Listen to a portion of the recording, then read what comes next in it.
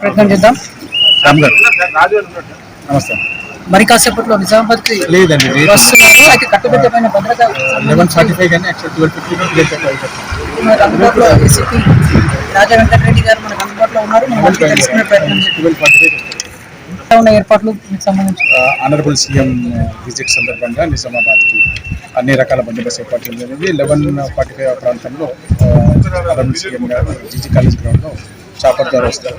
దాని తర్వాత అక్కడ నుంచి ఇక్కడికి 8 కిలోమీటర్స్ తెచ్చుకుని అన్ని రెండు బందోబస్తుతో పాటు ఈ భూమారెడ్డి ఫంక్షన్ హాల్లో కూడా బందోబస్తు ఏర్పాటు చేయాలి. సార్, అలాగే అనుమానితులు కానీ ఏమైనా గుర్తించారా? ఎట్లాంటి ఆంక్షలు ఇచ్చారు పరిసర ప్రాంతంలో? ఇక్కడ ఏం అనుమానితం ఏం లేదు. కొన్ని ఏవైతే కొంత ఇంటెలిజెన్స్ ఇన్పుట్ ఉన్నారో దాని ప్రకారం చర్యలు అంటే పాసులు ఉన్న వాళ్ళకి ఏమైనా అలో చేస్తున్నారా? అయితే ఎలాంటి ఆంక్షలు ఉన్నాయి? లేదు, అన్ని పాసెస్ అన్ని కూడా ఇచ్చారు. డయాస్ పాసెస్ కానీ వెహికల్ పాసెస్ కానీ అందరికీ కూడా ఎవరైతే కలవాలో వాళ్ళందరూ కూడా పాస్ ఉంది. దాని ప్రకారం ఇస్తారు. ఇది ఓవరాల్ నిజామాబాద్ నుంచి బసరాజ్తో కెమెరామెన్ సాయి. నగరంలోని ఓ ఫంక్షన్ హాల్కి మరి కాసేపట్లో సీఎం రేవంత్ రెడ్డి రాబోతున్నారు. అలాగే నిజామాబాద్ జిల్లాకు చూసుకున్నట్టయితే షెడ్యూల్ చూసుకున్నట్టయితే 11:45 ముఖ్యమంత్రి చేరుకోబోతున్నారు.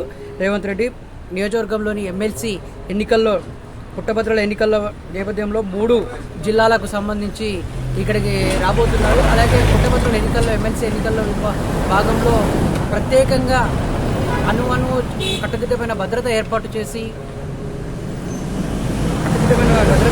చేశారు. అలాగే భూమిరెడ్డి ఫంక్షన్ హాల్లో నిర్వహించే పుట్టభద్రుల ఎమ్మెల్సీ ఎన్నికల నేపథ్యంలో భారీ బందోబస్తు ఏర్పాటు చేశారు. 3 అంతస్తుల వ్యవస్థలతో ఎక్కడికక్కడ పాసెస్ ఇస్తూ వితౌట్ పాస్ లేని వారిని ఎవరిని కూడా అనుమతించడం లేదు. అలాగే అటు అధికారులు కావచ్చు, అలాగే ఎప్పటికప్పుడు పర్యవేక్షణ ఇస్తున్నారు. జిల్లా కలెక్టర్ కావచ్చు, అలాగే